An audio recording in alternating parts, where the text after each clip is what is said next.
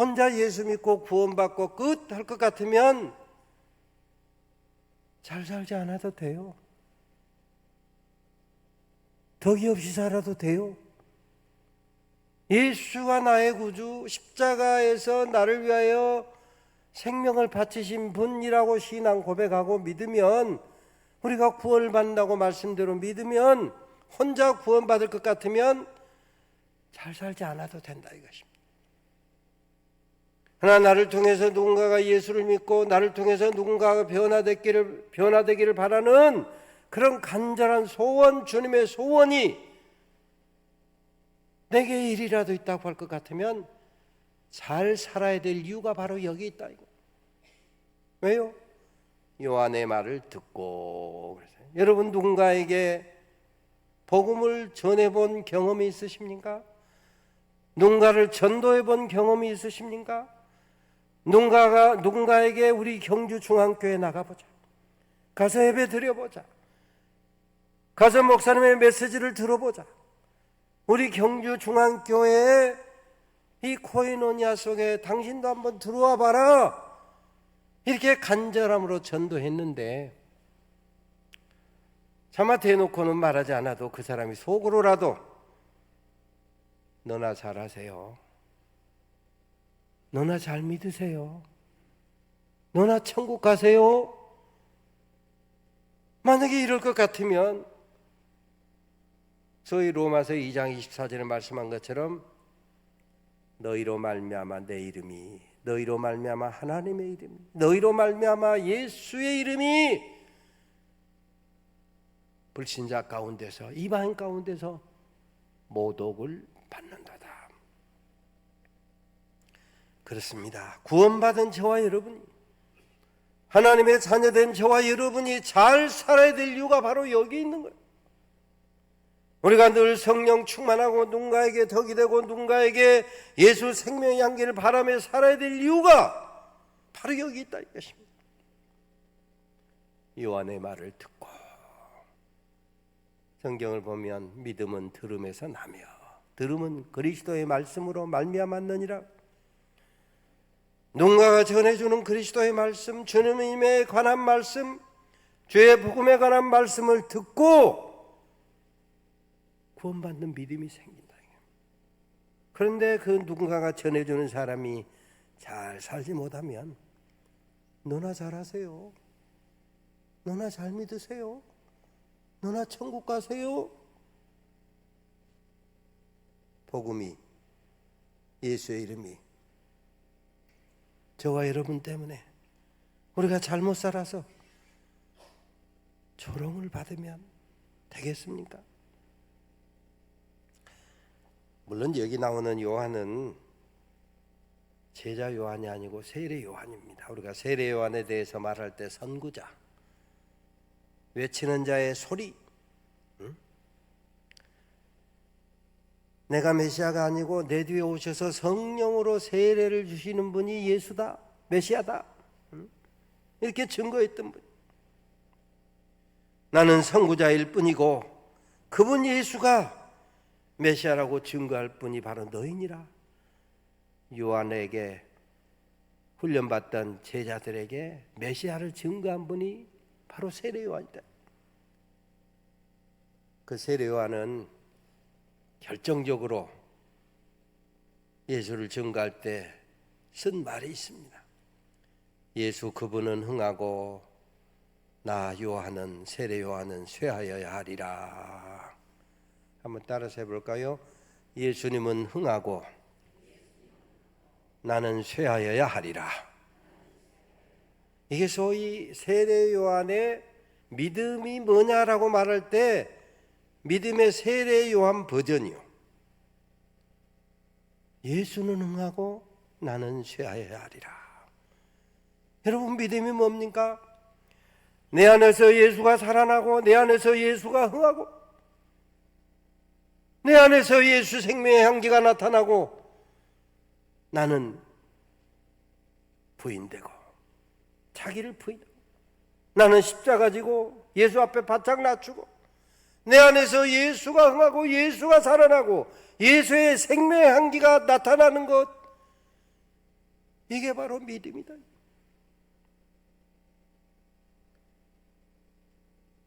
그런 세례 요한을 만난 안드레가 예수를 만나고, 그 안드레가 다시 자기의 형제 시몬을 데리고 예수께로 온 것입니다. 그래서 안드레가 데려온 시몬을 보시고 예수께서 하신 말씀이 네가 지금은 시몬이다만 장차 반석이 되리라. 정말 중요한 말씀입니다. 우리 다시 한번 따라서 해볼까요? 네가 지금은 시몬이다만 장차 반석이 되리라. 네가 지금은 시몬이다만 장차 반석이 되리라. 아멘. 이게 주님께서 하신 말씀이고, 이 말씀을 내가 받아서 내 입으로 말해보면 이런 말이 되는 것입니다. 내가 지금은 시몬이다만 장차 반석이 될 거야. 내가 지금은 시몬, 부족하기 짝이 없는 사람, 뭔가 제대로 훈련되지 못한 오합지졸 같은 사람이지만 장차 예수 만나서 제대로 믿음 생활 잘하고 성령 충만하게 되면 내가 시몬이 초대교회의 반석이 되었던 것처럼 반석 같은 일꾼이 될 거야 라고 하는 말씀입니다.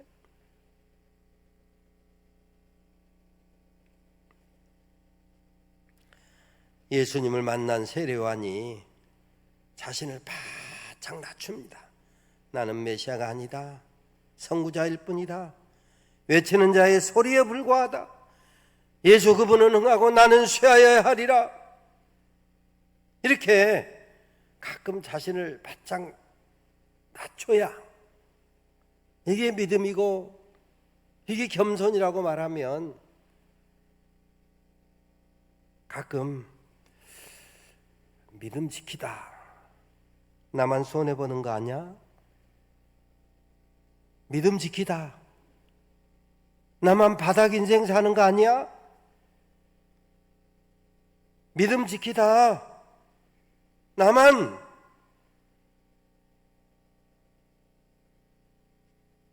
끈떨어진 실떨어진 연신세 되는 거 아니냐, 이렇게 뭔가 손해의식을 갖기 쉽습니다. 근데 그런 걱정할 것 없어요. 자신을 바짝 낮춘 세례 요한에 대해서 주님께서 뭐라 하십니까? 여자가 낳은 자 중에 가장 위대한 사람이로다. 그렇습니다.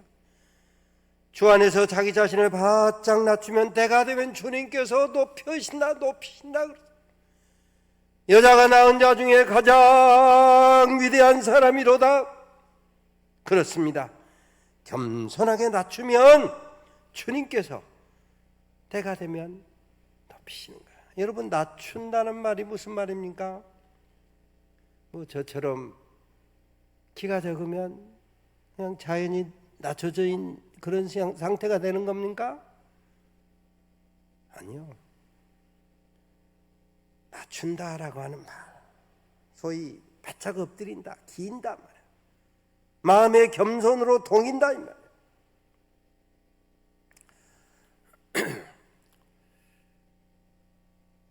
정말 이렇게 낮춘다는 것이 뭐냐라고 하는 것을 제가 구체적으로 봤던 경험이 있습니다. 어제도 잠깐 말씀드린 것처럼 제가 목회하면서 안식년을 가졌는데, 목사에게 안식년은 참 중요합니다. 저는 안식년을 통해서 경험했던 거, 어떻게 보면 평생 앞으로도 살아가면서 소위 은혜의 소스로 활용할 너무나 많은 것들을 경험했기 때문에, 교회 안에서 목회하고 설교하고 신방하고 이것도 중요하지만 때로는 쉼을 통해서 여러 다양한 경험을 하는 게 너무너무 중요해요. 안식년을 통해서 내가 미국 대륙 횡단도 해봤고, 산티아고도 걸어봤고, 올레길도 걸어봤고, 평소에 다녀보지 못했던 여러 교회들도 돌아다녀봤고 그랬는데, 산티아고 순례할 때 그 출발지인 프랑스의 생장 피드포트를 출발해서 피레네 산을 넘어서 스페인 쪽으로 이제 넘어가는데 그게 소위 나폴레옹 루트라고 하는 길을 통해서 넘어가는 거예요. 근데 거기가 제가 보니까 가장 그 산티아고 순례길 중에 가장 아름다운 장면 중에 하나입니다. 웅장한 피레네 산 길 옆을 지나면서 아래쪽 광활한 그 넓은 세계를 이렇게 내려다보면서 이렇게 길에 심취해 가지고 지나가는데 관목, 왼쪽 관목 숲속에 정말 우연히 일부러 보고 싶어도 잘 안 보이도록 새들이 둥지를 지어놓는데 정말 우연히 둥지에서 새끼를 품고 있는 어미새하고 제 눈하고 탁 마주쳤어요.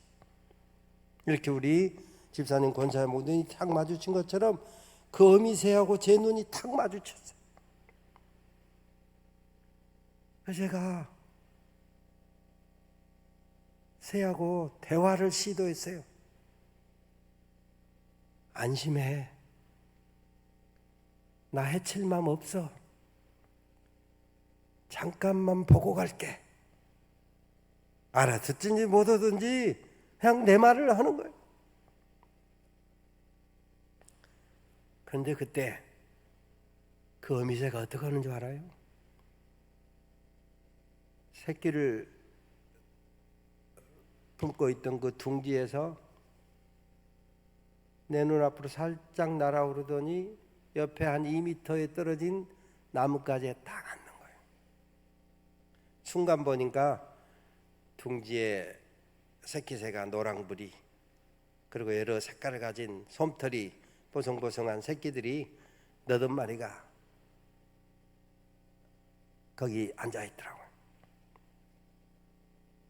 그런데 저 옆에서 둥지에서 떨어져서 한 2m쯤에 떨어져 나무가지에 앉던 이 새가 보니까 빨간색도 있고 노란색도 있고 보라색 같은 것도 있고 정말 컬러풀한 예쁜 새예요. 제비보다 조금 더 클 듯한데 내 앞에서요 그 예쁜 날개를 쫙 펴니다. 그러더니 다리 하나를 쭉 뻗어요. 마치 내 앞에서 발레를 하는 것 같이. 다시 또 반대쪽 날개를 쫙 펴니다.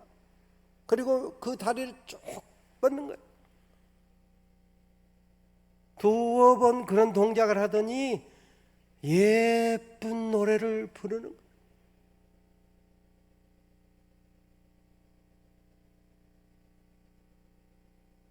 나만 봐. 새끼들 보지 마. 내 새끼들 있는 둥지 보지 마. 새끼들 욕심내지 마. 내가 당신을 위해서 지금 단독 발레 공연을 하고 있잖아. 내가 당신만을 위해 무대를 이렇게 펼치잖아. 나만 봐. 새끼들 보지 마.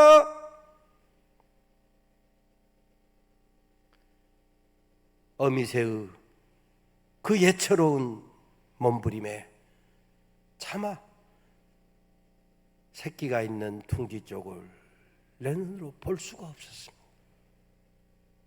그걸 욕심내서 본다고 하면 사람도 아니지.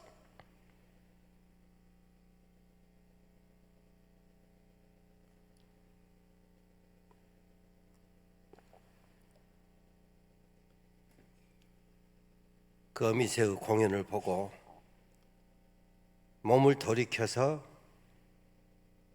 산을 향하여 올라가는데 내 마음속에 울려 퍼지는 감동하시는 말씀이 있었습니다.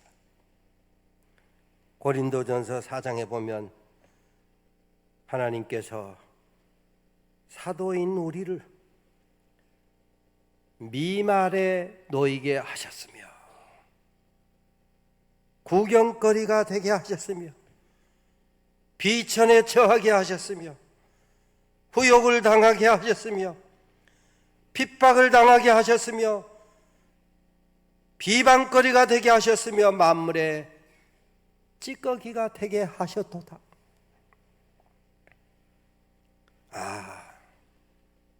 우리가 흔히 믿음, 충성, 헌신, 희생하는데 정말 자기 자신을 겸손히 낮춘다고 겸손하는데 바로 이게 믿음이구나. 바로 이게 헌신이구나. 바로 이게 희생이구나. 예수 십자가 보혈로 말미암은 구원의 누군가가 구원을 얻게 하는 이 귀한 일을 위해서라면 내가 조롱거리가 되어도 좋다 말이야. 나는 만물의 찌꺼기가 되어도 좋다. 미말에 놓여도 좋다 말이야. 과연 나는 주님을 위해, 주님의 십자가 복음을 위해, 주님의 몸된 교회를 위해서 얼마나 나 자신을 낮추었나? 얼마나 나 자신을 희생했나? 얼마나 내가 손해를 보았나? 조롱을 당할 때, 무시당한 것 같을 때 기꺼이 감수했나?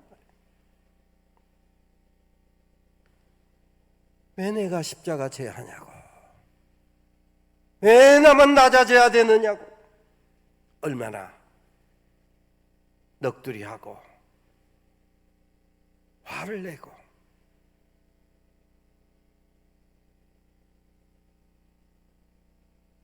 입을 열었는가 말씀입니다. 바라기는 우리 경주중앙교회 모든 성도님들은 주님이 원하시는 깨끗한 그릇으로 준비되어서 의의 병기로 자신을 겸손히 낮춤으로 누군가의 생명의 역사를 일으키는 그런 의의 병기로 쓰임받게 되시기를 주의 이름으로 축원합니다. 이제 이렇게 산티아고를 걷는 것만 33일 걷고 스페인과 프랑스를 좀 돌아보느라고 한 50일 둘러보고 한국으로 돌아왔는데 나라에 대해서 미안한 생각이 들더라고. 아니 내가 남은 나라 땅에서 산티아고 순례하느라고 30수일 직접 그렇게 수백 킬로를 걸어봤는데 이 나라 땅을 내가 저렇게 열심히 걸어본 적이 있나 생각하니까 조금 미안한 생각이 들어서 그나마 유명한 길 중에 하나인 제주 올레를 걸었어요. 제주 올레를 걸어보니까 그냥 관광지 차 타고 쑥 가서 내려가지고 쑥 둘러본 이것하고는 전혀 차원이 다르더구만. 그래서 제주도의 속살이 보이더라고. 한 걸음 한 걸음 걸어가면서 보니까 진짜 속살이 보여요. 10월 중순부터 11월 초순까지 한 20여일 걸었는데 어느 날 중산간 마을 지나는 그런 코스였어요. 보통 이제 순례길 배낭 메고 걸으면 한 1시간 반에서 2시간쯤 걸으면 잠시 쉬어야 돼요. 물도 이렇게 한 모금씩 하고 때로는 에너지 보충을 위해서 뭐 초콜릿이나 달걀 같은 것도 한 조각 먹어야 되고 휴식이 필요합니다. 어디서 쉴까나 하는데 한 50m 전방에 길거리에 누군가가 내놓은 소파가 있더라고. 저거 좋네. 응? 저기 앉아서 좀 쉬어야 되겠다. 소파 쪽으로 가는데 불과 한 7, 8m 앞에서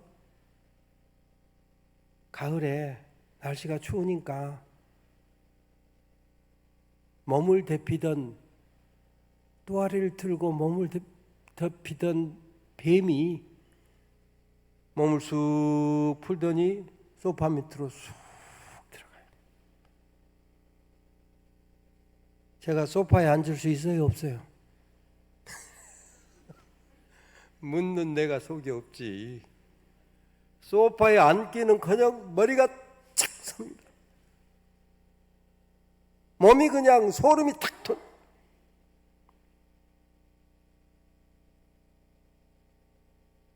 이제는 그 아름답던 주변 경관이 안 보여. 왜? 눈이 이제 길만 보고 가는 거예요. 길만. 혹시 또 뱀 있을까 봐. 머리가 바짝 긴장하고 몸도 이렇게 약간 뭐가 이렇게 돋아난 듯이 긴장해가지고 혹시 또 뱀이 있나. 그런데 저는 그날 길만 보고 가다가 놀라운 것을 봤습니다. 사마귀가 짝짓기를 하고 있더라고. 아이고 목사님, 사마귀 짝짓기 하는 거 처음 봤어요? 메뚜기, 사마귀, 뭐 귀뚜라미, 여치 이런 곤충들이 가끔 짝짓기 하잖아요. 사마귀 짝짓기 하는 건 저는 처음 봤어요. 더군다나 그때가 10월 하순이니까 이게 사마귀가 변색이 됐더만. 보통 때는 연두색 혹은 녹색인데 10월로 넘어가니까 사마귀가 흑색,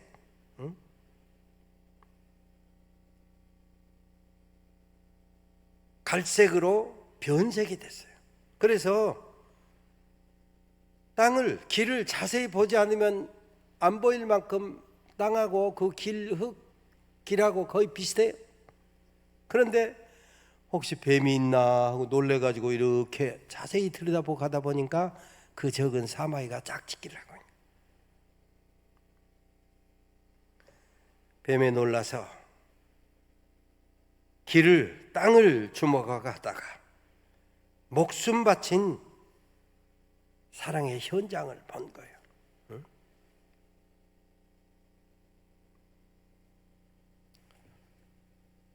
짝짓기도 그냥 짝짓기 하고 있는 게 아니라 암컷이 수컷을 한 40%쯤 먹어서 삼켰어.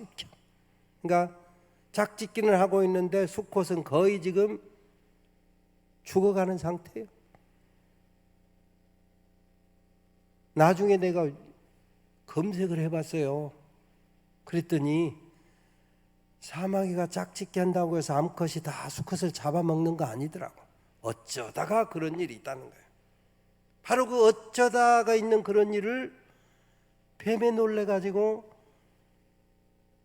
땅을 주먹어 가다가 본 거예요. 그래서 그 땅바닥에서 짝짓기 하고 있는 사마귀를 비켜서 내가 조심스럽게 지나가는데 내 마음속에 울려 퍼지는 들리는 하나님의 음성, 하나님의 말씀이 있었어요. 사랑은 죽음처럼 강하고 사랑은 불길처럼 일어나니 이 사랑은 홍수로도 끌 수가 없고 온 재산으로도 바꿀 수가 없는. 여러분, 우리가 주님에 대한 헌신, 주님에 대한 충성, 주님에 대한 사랑, 주님에 대한 희생을 이야기하는데 정말 사마귀 수컷이 자기의 후사를 남기기 위해서 누군가의 생명의 역사대로 하기 위해서 목숨 바치면서까지 이렇게 사랑을 할 수 있는 것인가? 주님 말씀하셨습니다. 요한복음 15장에 보면 사람이 친구를 위하여 자기 목숨을 버리면 이보다 더 큰 사랑이 없나니 너희가 나의 명하는 대로 행하면 곧 나의 친구라.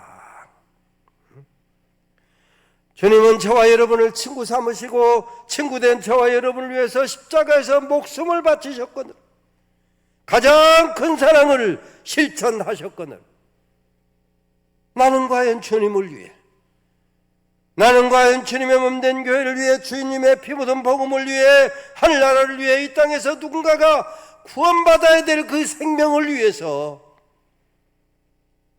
정말 이런 사랑을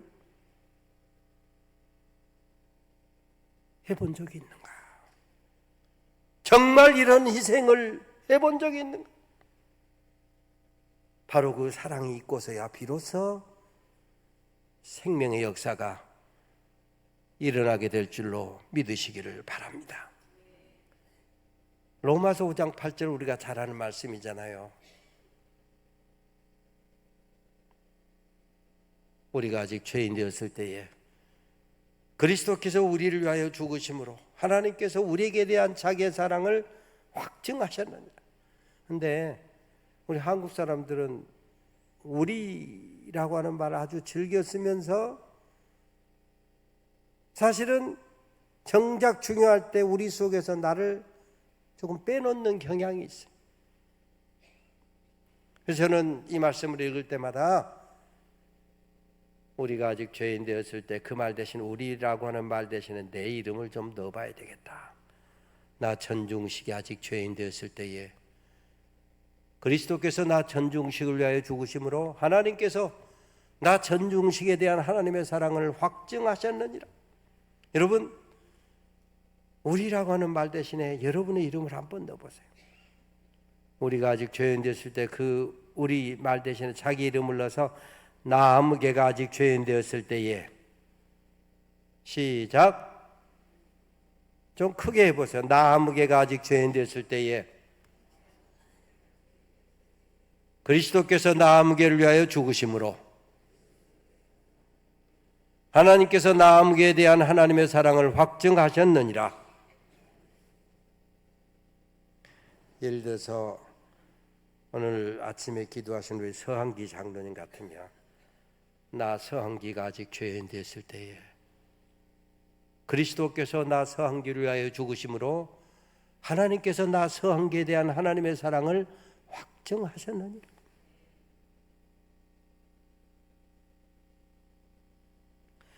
그렇습니다. 그리스도의 사랑이 십자가에서 이렇게 확증되었는데 우리가 그 어떤 더 큰 증거를 요구하면서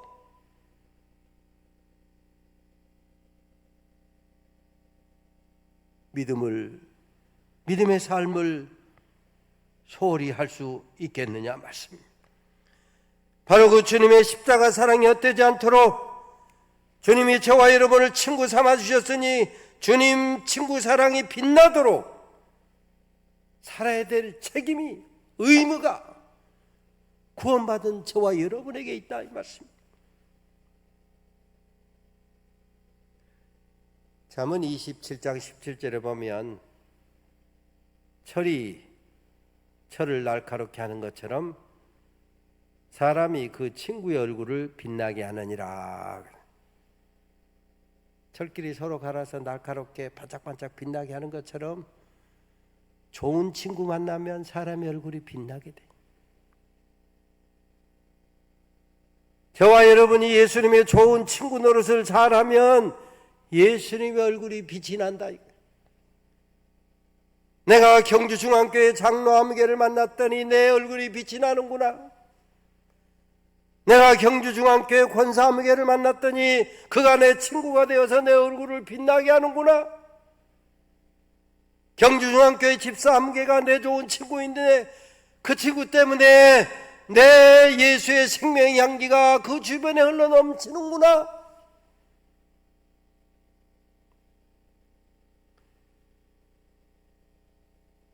주님의 얼굴이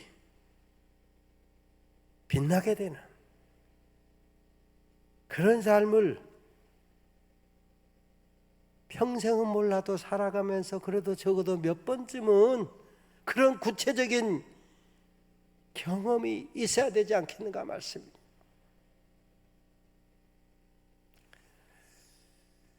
은퇴를 앞두고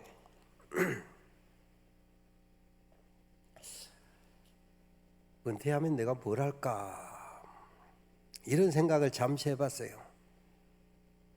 그러면서 소설가들이 들으면 대단히 죄송할 것입니다마는 혹시 하나님 은혜 주시면 소설을 한 권 써볼까? 이런 생각을 그냥 생각만 했어요. 이런 생각을 하고 서점에 갔는데 서점에 가니까 재밌는 책이 있더라고. 일본의 가장 유명한 작가인 무라카미 하루키가 쓴 직업으로서의 소설가라고 하는 조그만 책이 있더라고. 이거 좋네. 나를 위해서 썼나 하고 와서 집에 와서 그 책을 조용히 읽어봤어요. 그랬더니 뭐 여러 가지 이야기가 있는데 그 가운데 자기가 소설가로 뛰어들게 된 계기를 써놨어요. 거기 보니까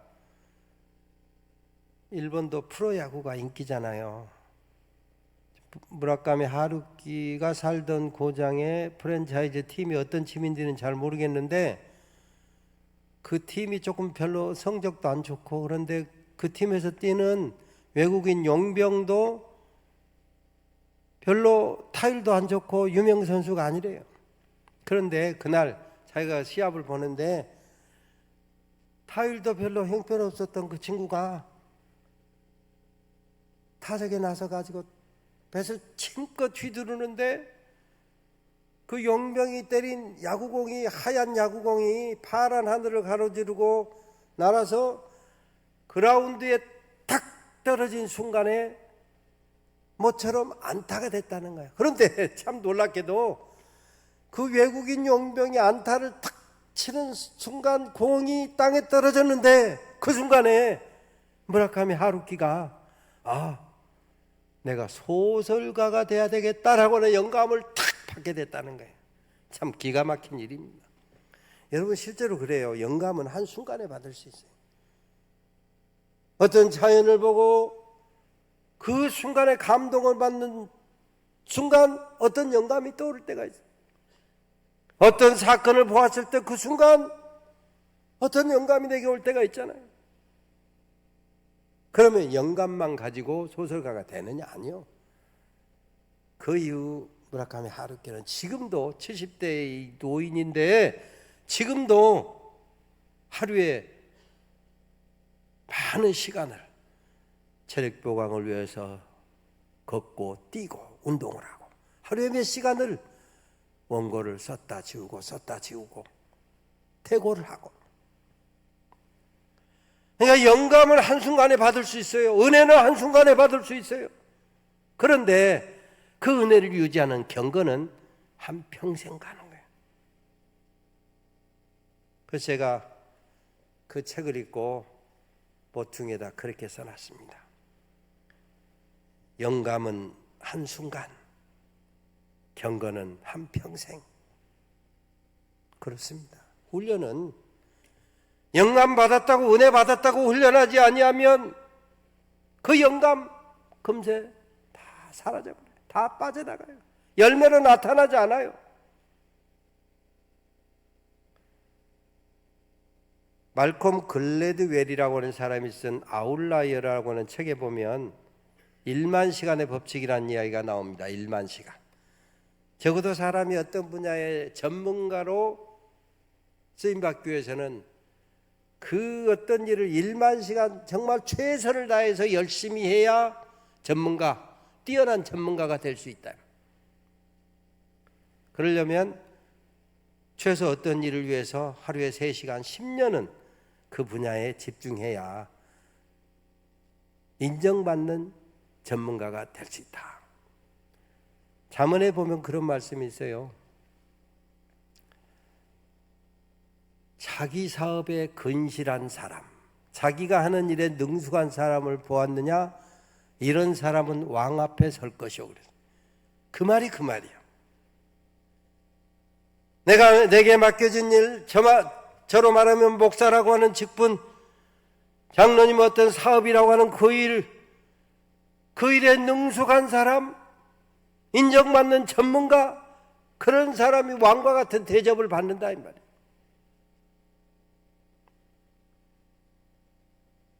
각자 하는 일이 다르니까 그건 각자 최선을 다해서 하시되, 우리가 기왕 예수 믿고 천국 소망 가지고 살려거든 우리 그리스도인 모두에게 필요한 소위 경건, 독실한 신앙인이 되기 위해서는 그냥 일주일에 한 번 교회만 왔다 갔다,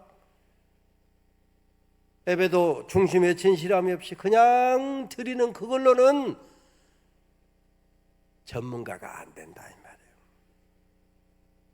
인정받는 전문가가 될 수 없다면, 야, 경주중앙교회 장로님 안무개 보니까 정말 신실하던데,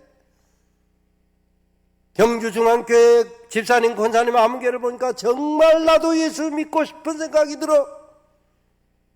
이런 생각이 들 정도의 인정을 받으려면 우리의 신앙생활이, 소위 경건한 삶이 연습을 넘어서, 우리 성경에서 내가 경건에 관계된 말을 따보니까, 조사해보니까 경건의 모양, 경건의 연습, 엑서사이즈, 연단이라고 돼요. 경건의 능력, 경건의 신비. 교회만 왔다 갔다 하는 거, 이게 경건의 모양입니다. 그런데 우리는 경건의 모양을 연습이나 능력으로 착각해. 왔다 갔다만 하면 능력이 생기는 줄 아니에요. 왔다 갔다만 하는 것은 모양이야, 모양. 중심의 진실함을 가지고 하나님을 사랑하는 간절한 고백과 하나님 말씀 훈련, 기도 훈련, 섬김 훈련, 헌금 훈련, 헌신 훈련, 이런 것이 되어야 비로소 모양을 넘어서 연습이 되고 능력이 나오는 거예요. 그리고 마침내 때가 되면 그도다 경건의 비밀이여 신비가 나오는 거야. 신비. 가만히 있는데 경건의 신비가 나오는 거 아니야. 무라카미 하루키가 소설가가 돼야 되겠다, 안타가 쳐지는 순간에 영감을 받았지만 그걸로 유명한 소설가가 되는 것이 아니라 하루에 열몇 시간을 책을 읽고 원고를 쓰고 지우고 쓰고 지우고 반복할 때 유명한 작가가 됩니다.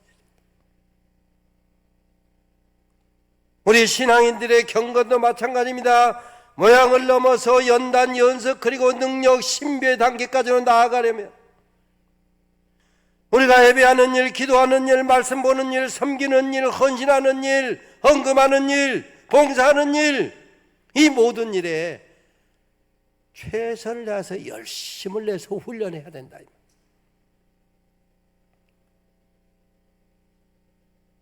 제가 사는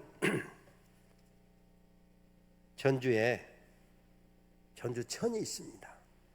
여기도 보니까 아침에 우리 여목사님이 나를 호텔에서 데리고 오는데 꽤 그 폭이 긴 강이 있고 또 천이 있고 그러던데, 천변에 이렇게 운동을 할 수 있도록 광장을 가끔 만들어 놓잖아요. 그 광장에 보면 여자분들, 주로 여자분들이 소위 동호회를 만들어 가지고 에어로빅을 하더라고요. 근데 거기를 시간 맞춰서 운동하러 가다 보니까 뒷모습만 봐도 이름은 몰라도 저분 또 나왔네, 이런 분들이 보여요. 그런데 내가 그걸 보면서 깜짝 놀랐습니다. 세상에 몇 달 하는 것을 보니까 정말 선생님이 가르치는 대로 동작을 제대로 힘을 줘서 스트레칭을 하고 몸 동작을 하는 사람들은 몇 달 지나니까요, 뒤태가 달라졌더라고. S란이 되어 있어요. 몸이 달라져 있어요. 몸에서 느껴지는 기운이 달라져 있더라고.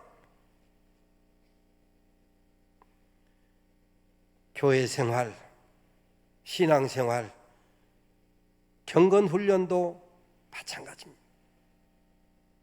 모양만 왔다 갔다 해가지고는 변화가 없어요. 중심의 진실함으로, 간절함으로 예배하고 기도하고 말씀 훈련하고 성김 훈련할 때 누가 봐도, 본인도 달라지지만 누가 다른 사람이 볼 때 저분 달라졌네.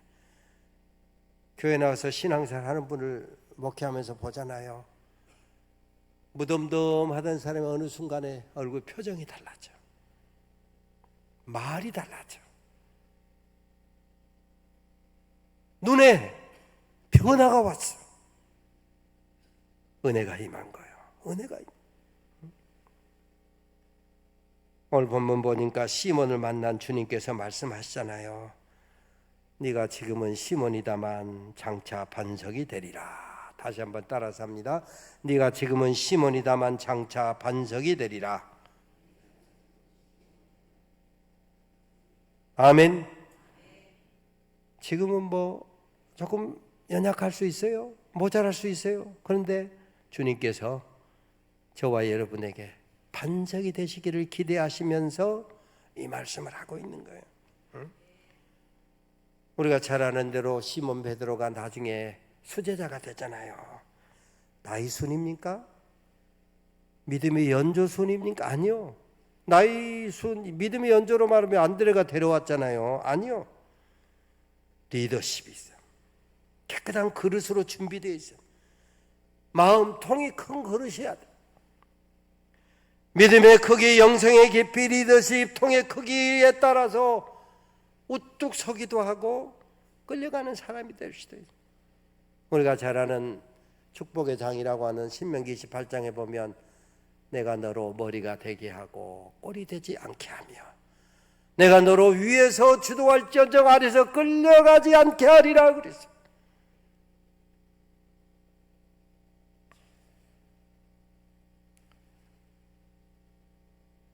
제가 사는 전주에는 가맥집이 있어요. 많아요. 가맥. 경주도 있는지 모르겠는데 가맥이란 길거리 맥주집이다 이 말이에요. 어느 날 산책하면서 지나가다 보니까 거기에 이런 글귀가 써졌더라고. 오늘 마실 술을 내일로 미루지 말라. 참 기가 막히더만. 그걸 웃고 지나가다 보니까 내 마음에 느껴지는 게 있어요. 주님께서 누가복음 16장 8절에 보면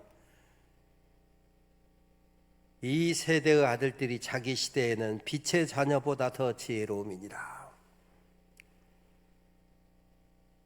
세상 사람들도요, 술 장사를 해도 누군가의 눈길을 마음을 끌기 위해서 지혜롭게 장사해요. 하물며 빛의 자녀인 저와 여러분이, 예수님의 제자된 저와 여러분이 더 지혜롭게 더 열심히 하는 일을 잘 감당해야 되지 않겠습니까? 응?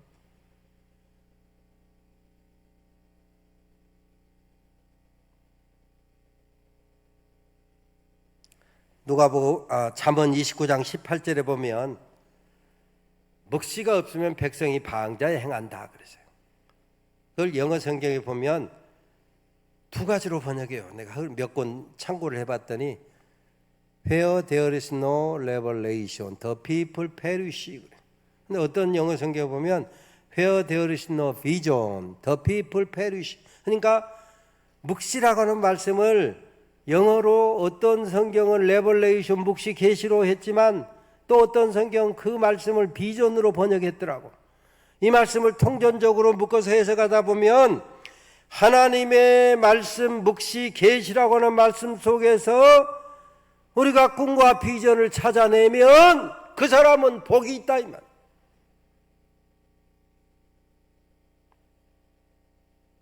오늘 하나님의 말씀에서 오늘 아침 우리 목사님 읽어주신 요한복음 1장 40절로 42절 말씀에 보면 네가 지금은 시몬이다만 장차 반석이 되리라 이 말씀 속에서 시몬에게만 하신 말씀이 아니라 오늘 내게도 주시는 말씀, 이 말씀으로 우리가 아멘으로 받고 꿈과 비전을 간직하고 이 말씀을 따라가면 저와 여러분도 복을 받아 누리게 될 줄로 믿으시기를 바랍니다.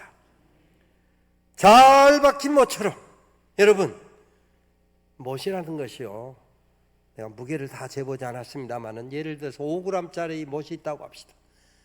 5g짜리 못을 나무에 잘 박으면, 혹은 10g짜리 못을 시멘트에 잘 박으면 5g밖에 안 되지만 10배 50g, 100배 500g, 심지어 1000배 5000g도 넉넉히 감당해내는 그런 못이 되잖아요.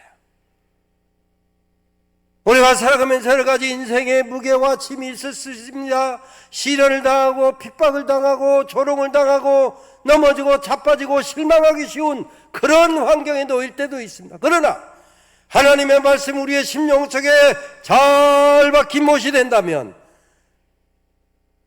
그 어떤 무게와 시련과 질고와 조롱이 온다고 할지라도 결코 넘어지지 아니하고 자빠지지 아니하고 낙심하지 아니한다. 고린도후서 4장에 보면 어둠 가운데 빛이 비치리라 하시던 그 하나님께서 예수 그리스도 얼굴에 있는 하나님의 영광을 아는 빛을 우리 마음에 비추셨느니라.